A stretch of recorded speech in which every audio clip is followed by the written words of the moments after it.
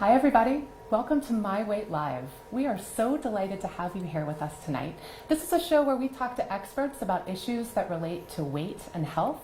And tonight we're going to be covering a topic that we've heard from lots of folks they'd like to learn more about, and that's cravings. We're fortunate enough to have three unique guests with different perspectives.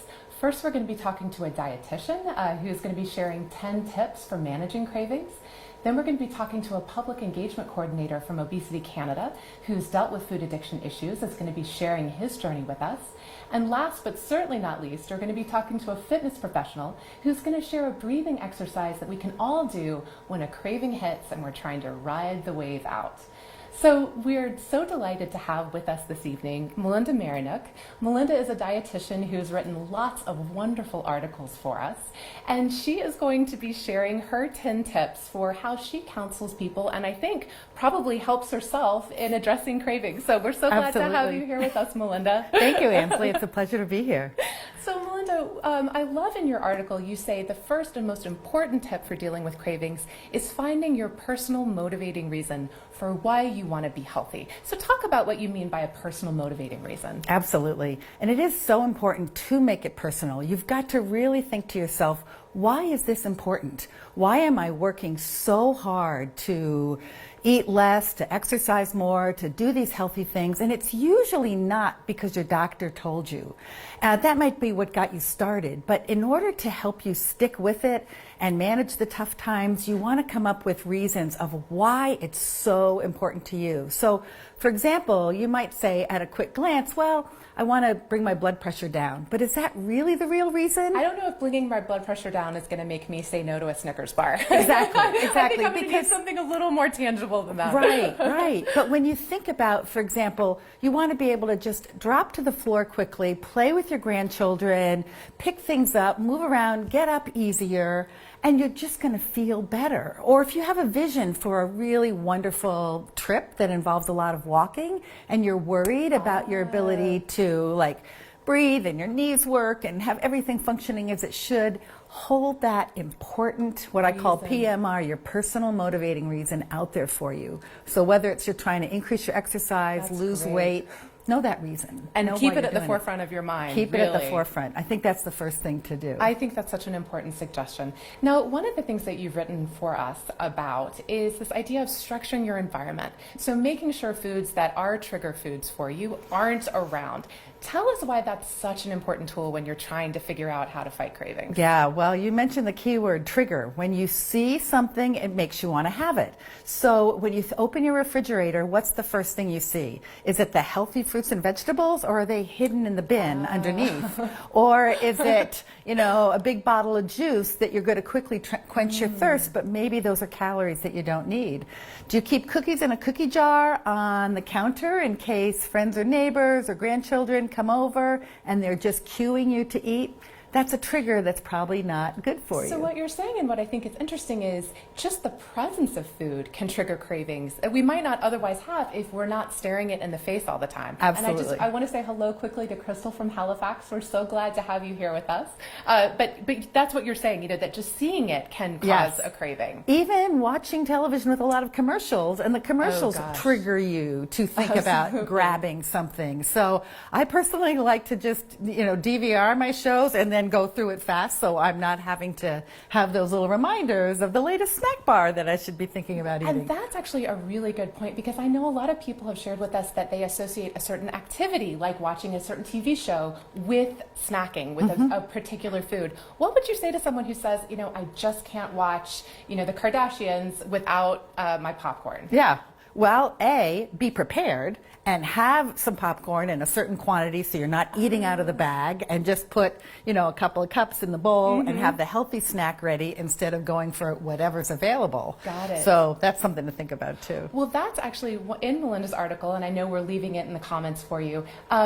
You talk about better bites. So if you like this kind of snack, if this is the kind of trigger food for you, you might want to consider something else. Let's talk about that, replacing what you normally love with something that's maybe a slightly healthier choice. How would you recommend someone go about that? Sure. I mean, people generally have a craving for something sweet or something salty. That's often what people are telling me. What do I have instead?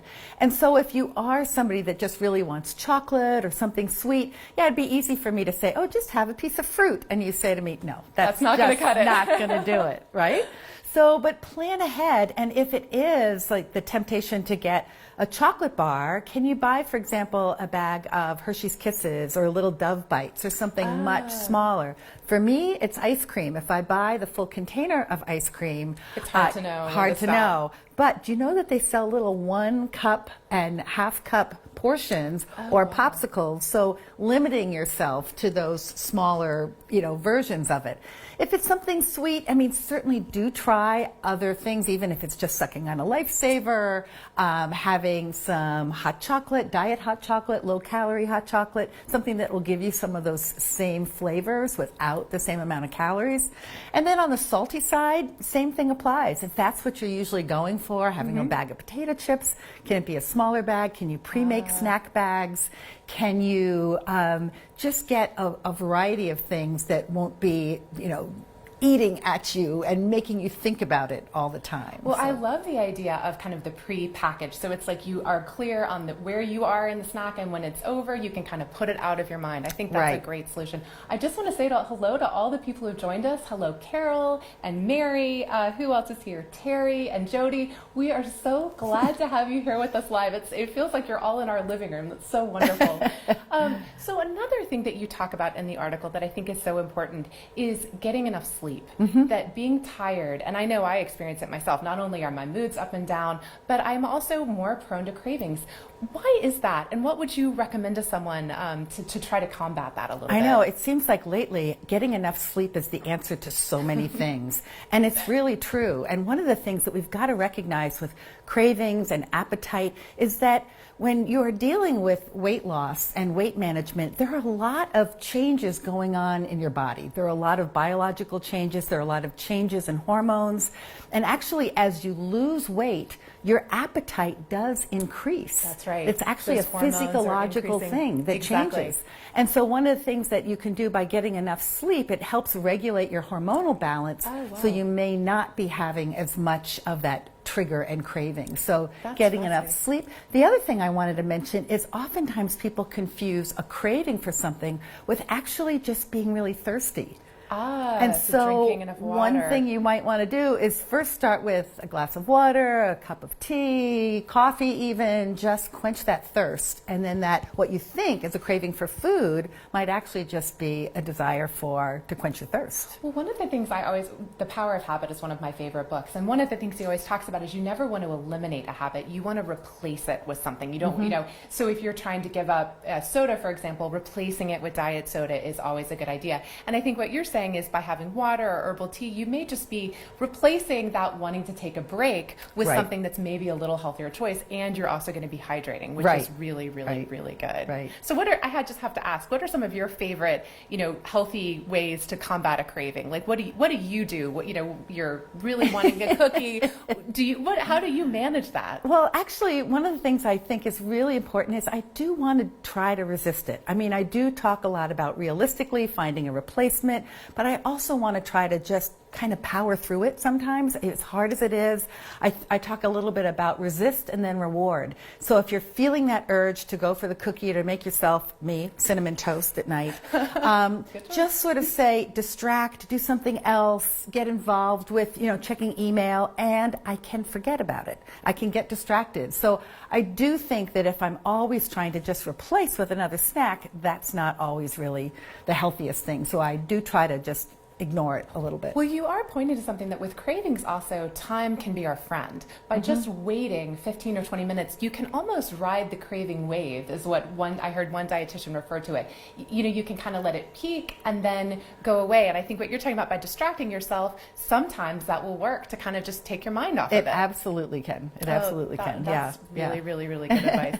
So another thing that you suggest is making sure that you're being realistic and really adopting an 80-20 rule when it comes to eating healthy most of the time, but setting yourself up for denying yourself all the time isn't going to lead to success either. Right, So right. how do you find that balance, and how would you recommend that someone finds that balance for Yeah, themselves? so when we say 80-20, it's really go for the healthy choices as much as you can, 80 to 90%, but know that either once a day or one, big event a week, absolutely you're trying to keep things in balance. And one thing that's important is that when you do have that special food or meal, eat it with great love and intention and mindfully, and really enjoy it. Really taste every bite, eat it slowly. The worst thing that you can do is sort of like be guilty and sort of sneak that candy bar and then just gobble it down quickly and feel guilty about it. It's much better to sit down, really eat it slowly and intentionally, instead of saying like, oh, I'm bad, I shouldn't do this. So I think that's so important. I want to say hello to Adriana. We're so glad to have you here with us. Before we went live, you were saying to me that, it's really important for anyone who's dealing with weight issues to talk to their doctor, because, your doctor can be a source of good information about managing weight. And tell me a little bit more about why you might suggest that someone go speak to their physician. Sure. And this, Ansley, is something that has really shifted in the last number of years. I mean, I think that many of you realize weight management used to be something that you felt like it was just all your responsibility, something that you had to manage yourself. But it really is a medical condition, and it's something that you need to be talking with your physician about, as well as other members of your healthcare team. There may be a dietitian, there may be a mental health counselor, because if you're truly feeling, for example, that cravings are just occupying your mind all the time, you want to bring this up to your doctor and your healthcare team. There may be a medication that could be useful for this. There may be other strategies, other counseling strategies that can really help you talk through it. This is not something that is just a sign of a weakness that you have. There's a lot going on biologically, physiologically. We don't understand it all, but do have a conversation with your doctor. And if your doctor doesn't seem to be willing and able to have that sort of conversation with you, find a doctor that will. I think that's so, and I think one of the things that this is a space that's really changing a lot as new science is emerging. I think we understand it a lot better than we did even 10 years ago. All the things you were talking about with hormones, this is kind of on the cutting edge. Yes. So it's really exciting to see that, yes, there are physicians out there who are specializing in dealing with weight issues, and they can be a real resource for people. Right. So do your part, do the best you can, but recognize, it's not bad to look for help from a medical establishment kind Absolutely. of person. Absolutely. I think that's wonderful. And I guess my last question for you would be, if someone comes to you and says, I've tried everything, I've cleared out my refrigerator, I'm trying to do the 80-20, but I just can't get food out of my head, what would you say to them? Is there anything that you would suggest, like, here's one last thing to try? One thing to think about is just food journaling and writing down for the day what it is you're eating, and try to identify if there are patterns that you hadn't acknowledged that you're eating in relationship to a certain stress, or it's after your sister-in-law calls you and you find yourself eating a lot, or just try to really understand if there's any triggers that you hadn't quite discovered and understood yet. And I think also what food journaling might do, in the article you talk about not letting yourself get too hungry, and you might be able to identify that there are times where maybe you're not eating enough at a certain meal, and that's driving a lot of the cravings. Really having more frequent meals and snacks, and making sure those meals and snacks are filled with fiber, filled with protein, filled with healthy fats, because that will help you feel full longer, and so you won't be feeling that hunger later as well. I think that's such an important point, because often if we're not building balanced meals, that can lead us to be starving 2 hours later. And so making sure that you're getting enough protein, getting enough fiber, getting enough healthy fats, that can be critical. Right. Oh, that's so wonderful. Well, Melinda, thank you so much for joining us. It's always a privilege to have you here with us. Thank you, as always, for taking the time. Oh, I'm happy to be here. Melinda will be back with us as our wonderful dietitian who has so many ideas, but we really appreciate you being here with us tonight. Great. Thank you. So our next guest is Ian. Ian is the Public Engagement Coordinator with Obesity Canada, and we're so happy to have him here with us tonight.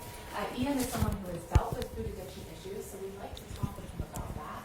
In addition to the work that he does on a regular basis with Obesity Canada, an amazing nonprofit organization that helps to serve patients and people affected by obesity in Canada. So Ian, welcome to the show. We're so happy to have you here with us.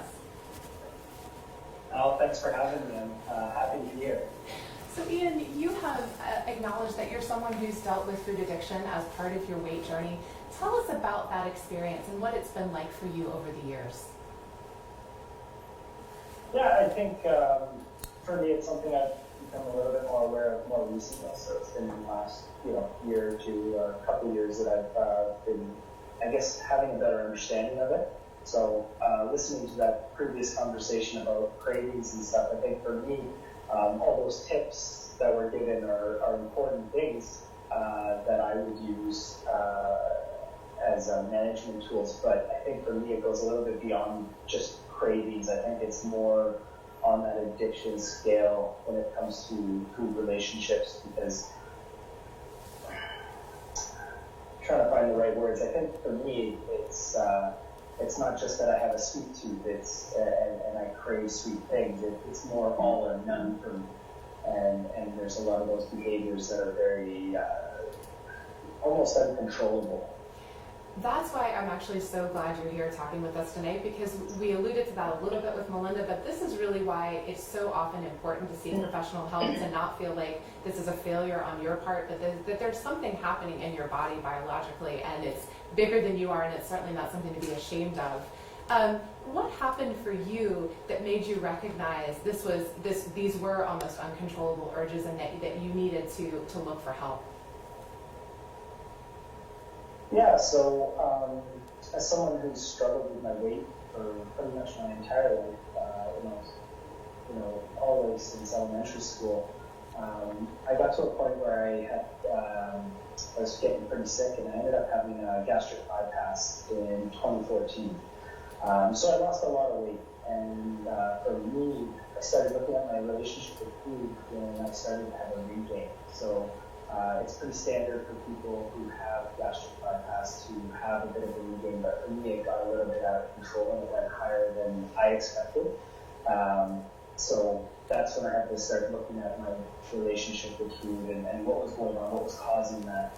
And I think being mindful of that and understanding how my relationship with food was behaving, that really helped me kind of get a grasp. And what has helped you kind of shift your thinking and your relationship to food? I know you had talked a few months ago when we did an interview with us about giving up sugar. Is that kind of the approach that you're taking, that you're seeing success with? Yeah, so when we talked last, I was right in the middle of that. That was something that was a powerful thing for me. Recognizing that I had an issue specifically with sugar and sugary type, sweet foods. Since then, I've gone back and forth. I've had times when I've been really good and times when I kind of slipped off the wagon there, I guess you would say.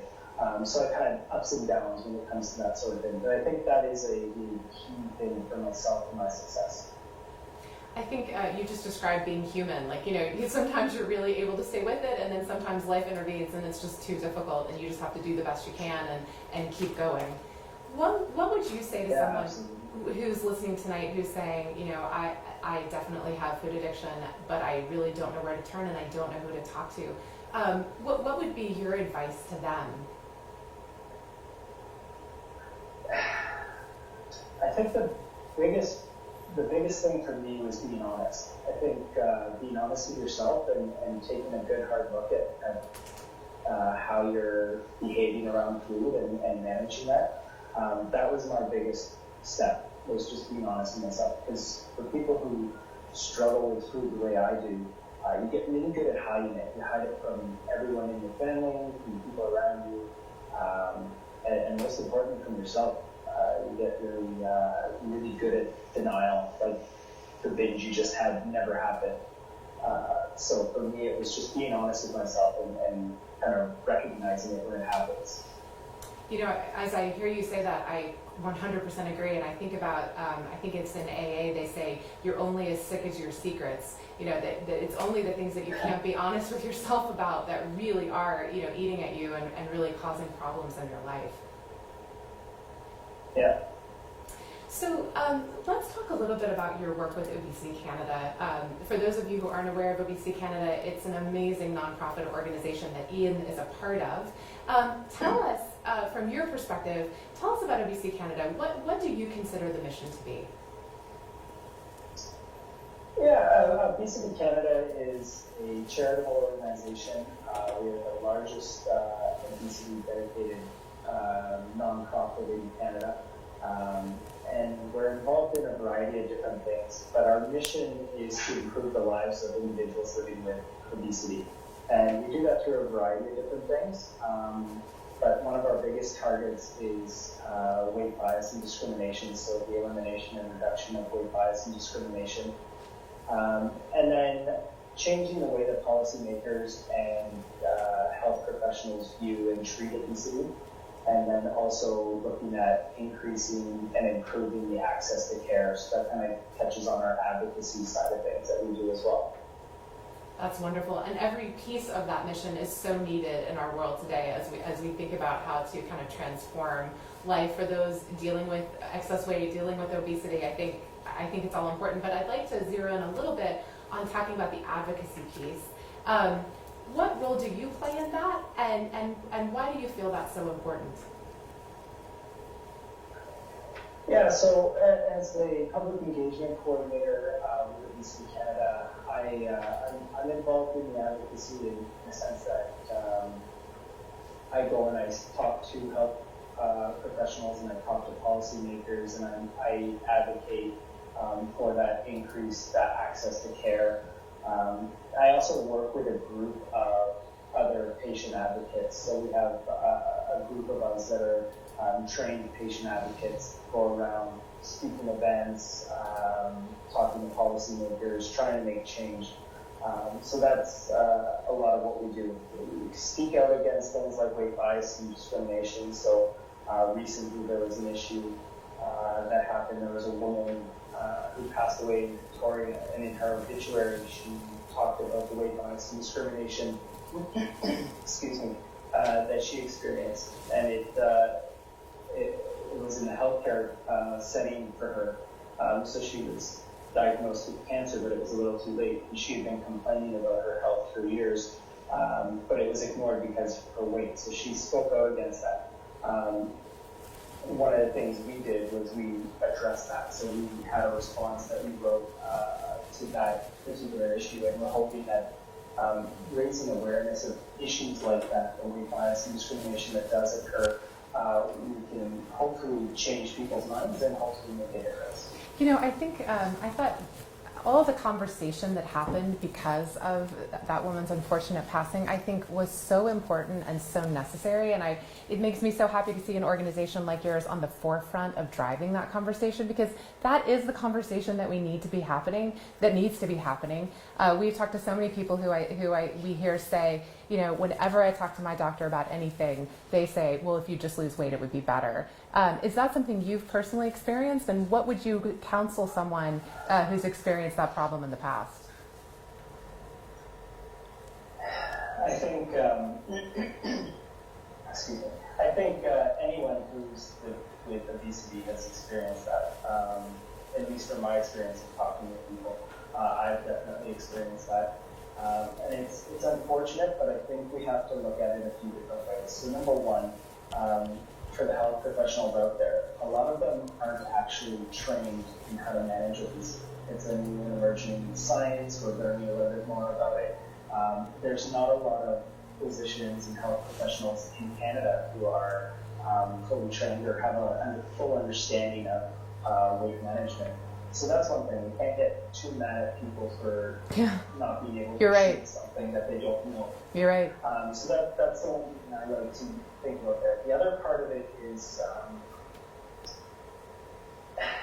obesity is a chronic disease, just like any other chronic disease. So if you think of things like diabetes or hypertension, those are chronic diseases. And with those chronic diseases, things like behavioral management and changing the way you eat and exercising more, all those things are great, and they will help your hypertension and they will help your diabetes and any other chronic disease you have. The thing that's different with obesity is it's the only one that we moralize as entirely the individual's problem to deal with. Yeah. So when they go to the doctor's office, it's all your fault and you have to deal with it. Yeah. And I think that's a challenge. So I would say to anyone who's listening out there, I know Heidi and someone else just was saying, like my doctor thinks it's all in my head.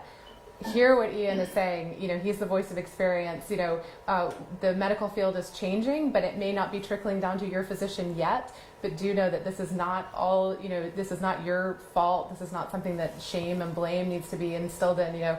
This is something about finding a healthcare professional who is trained on dealing with these issues. Am I putting words in your mouth, Ian, or does that sound fair? No, I think that's fair. I think there's, Obesity Canada is involved in training those health professionals. So there are people out there who do understand obesity as a chronic disease that it is. On our website, we have a clinic locator tool, which is one of the things that you can use to try and find someone in your region. Unfortunately, access to those professionals is not fantastic across the entire country. You're right. Yeah. But hopefully, with time, we are going to train more and more. And hopefully, that clinic locator and professional locator is something that is going to be populated a lot more. Exactly. We'll have a lot more names listed there. Ian, I want to take you back for just a moment. Crystal asked a great question about your food addiction issues, and I want to bring it to the fore because I think it's probably a question a lot of people have. She says, did Ian have any professional help with working on the behavioral components of managing his weight? I feel this is still a struggle for me, something I needed support with in the beginning from my healthcare provider, but something I still actively work on today. Did you seek professional help for for behavioral aspects as you were kind of moving through your journey? Yeah, absolutely. When I realized how significant my issue was, I was seeking out help anywhere I can get it. So I talked to every doctor, physician, psychologist, counselor, friends, family, anyone. It was something I got a lot of help with. That's wonderful. Yeah, I think we got to do whatever we can to find what works. Last question: what is happening on Obesity Canada's schedule in the next few months that you're excited about? And for someone who says this is an organization I'd like to get involved with, where would you direct them, and what should they do? Yeah, great question. I think first and foremost, I would send everyone to the website. So the website, obesitycanada.ca, is where we host all of our information and connections there. For individuals who'd like to stay connected with us, on the public website there, the public tab, you can log in for or sign up for the newsletter. So we have a monthly public newsletter that goes out, and that has all sorts of stories and resources and updates on what we're doing. That would be the best way. Or you can just reach out directly to me. So you can connect with me. My email's on the website there. I'm happy to connect with people. Things that we have coming up, we've got a lot of stuff going on, a lot of advocacy things. So there's some advocacy efforts where we're talking with policymakers in various provinces, so Alberta and Manitoba, hopefully do some work in Ontario soon as well. I think the big thing that's coming up will be early next year, so in April of next year, in conjunction with the scientific conference, we are going to have our first public event on great. April 27th. So that's going to be really exciting. Mark your calendars, everybody. And where will that be? That's in Ottawa, so it'll be in conjunction with the summit that we have out there. Oh, that's fantastic. Well, Ian, thank you so much for joining us. I know we put links to the website, links to your email address, and especially links to the resource locator in the comments. But definitely do go check out the website and send Ian an email, get involved. Obesity Canada is an amazing organization. Perfect, thanks. Thank you again for joining us tonight. Ian, this was our first test of a lot of new technology, and Ian was an incredibly patient and kind guest, so we really appreciate your flexibility and patience. So, Yeah, no problem. absolutely. So our last guest this evening, last but certainly not least, is Maddie Ortiz. Maddie is a fitness professional and yoga teacher, and I like to describe her as a lover of all things wellness. Yes, I would definitely agree with that. Yeah. So we are so fortunate to have Maddie as the moderator of the My Weight What to Know Facebook group, which is called Personal Health Revolution. If you aren't familiar with it, definitely go check it out. We're about 600 folks right now, and it's almost like having 600 cheerleaders involved with you day in and day out. Is that the way you describe it? Definitely. If you're anything like me, you probably have like 5 people that you talk to daily, maybe 5, 3, 4, right? And they get tired of you asking questions and getting really excited about your health journey. So this is a place you can go where nobody ever gets tired of your questions, or they never get tired of celebrating your small successes. It's a wonderful group. I've really enjoyed it. So Maddie posts all sorts of articles and helpful videos, and she also does something that's gotten me moving a little bit more. She posts a daily activity check-in, and it's really motivating to be like, I want to be able to leave a comment today and say that I walked or say that I lifted weights or something. So it really does it's keeping me in better track. Me too, for sure. You feel left out. You have that fear of missing out if you don't get to write your comments. So, and there's a lot of things like that in the group where you're just going to feel motivated in a way that's not intimidating. So definitely check it out if you're not already in the group. Absolutely. So Maddie is here to help us learn a breathing exercise that we can utilize not only when we're experiencing a craving, but anytime we're feeling stressed or overwhelmed, and I think we can all relate to that feeling. So tell us what we're going to learn tonight. Okay, so tonight we're going to learn 4x4 breathing, and this is a really great breathing exercise, not only when you have a craving, but really any part of your day where you start to feel overwhelmed. Like sometimes you get that feeling where your mind has left your body. Totally. So this is like you're all up here. Yes. Not anywhere. Anywhere else. So we're going to practice it tonight, and we're going to inhale for 4 seconds and exhale for 4 seconds. Okay. You can put your hands on your belly. You can put one hand on your belly, one hand on your heart, whatever feels most comfortable. And let's all try it together. You can try it at home too. Join us. So let's inhale for 1, 2, 3, 4, and exhale. 4, 3, 2, 1. Let's try it again. Inhale. 1, 2, 3, 4. Exhale. 4, 3, 2, 1. And I don't know about you, I already feel a little better. Yeah. I feel so much more relaxed. I just want to say hello. We have a lot of people in the group saying hello. We have Martine saying hello, Maddie. Yes. So we're so glad to see everyone from the group here with us tonight. So let's talk about this exercise. So I do feel better all of a sudden. Yeah. How many breaths should I do to kind of get the full benefit of it? So I always say 10, and then you kind of do a self-check. Do I still feel anxious? Do I still feel worked up? And if you do, you can do a couple more. You can try to breathe in maybe for 6 seconds and breathe out for 6 seconds, make it a little bit longer. Anything that gets your mind focused on your breath. And once you focus on your breathing, you start to take control of a lot of other things happening in your body. It's really cool science. Well, it's funny because Melinda was talking earlier about just, distracting yourself for just a few minutes, kind of when you're really in the throes of a craving. This could kind of serve as a good distraction, right? Oh, definitely. It's so funny because we breathe all the time. We never stop, hopefully, unless we're, going for a swim. But we don't always think about it. And it's amazing once you start thinking about your breath, how much different you feel. So, and how much it takes your mind off a lot of other things. Things that might be stressing you out. And it's kind of like brings all that attention from your mind back down into your body.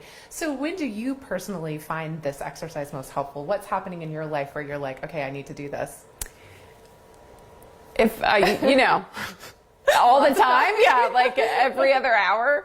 No, I mean, if you feel overwhelmed at work, I do it a lot in traffic. If you live where there's traffic, a lot of times certain things can set you off. And sometimes, right, you get home from a 1-hour commute and you want to eat because you're stressed out from the traffic. Sure. So if instead, every time you stopped in traffic, you practice this breathing exercise, you might feel a little bit better by the time you got home. And as you say that, one of the things I struggle with is transitions, like transitioning from work to getting home, or those are times when I don't always feel my best and might be prone to give into a craving. So that it might be a good opportunity to do that breathing. Just take a couple minutes, settle in, and then just kind of be able to start your evening fresh. I love that idea. Or even if you have trouble falling asleep, I know that helps me a lot. Sometimes as soon as your head hits the pillow is when your mind starts racing with everything you need to do. Yes. So taking the time to do this can really calm your mind down and let you get a better night's rest, which Melinda talked about earlier too. It's so important. So getting enough sleep really helps with cravings, and this can help with insomnia. That is so fabulous. Well, Maddie, thank you so much for joining us. Maddie is going to be a regular on our program, so we're already thinking about what our next exercise is going to be. Yeah, send us some suggestions. Exactly, or if there's something that you'd like to learn more about from a fitness side, please let us know. We would love to hear it. But we will see you next time, and please do check out the group. Maddie is a star, and she's really the heart of this wonderful group of encouraging, supportive folks. And we all know when we're making a change, support and encouragement is so important, and I think this group is really a group of like-minded folks trying to all live the healthier, better lives. So. I feel like I have 600 new friends. So and exactly, awesome. I could not describe it better.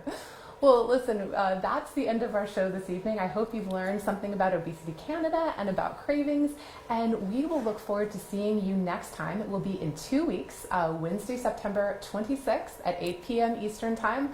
We look forward to seeing you then, and in the meantime, please do check out our Facebook page. We have lots of wonderful articles written by Melinda, lots of videos, and we're excited to say we just crossed 1 million views on YouTube. So thank you to all of you who helped us do that. We post new videos and new articles all the time.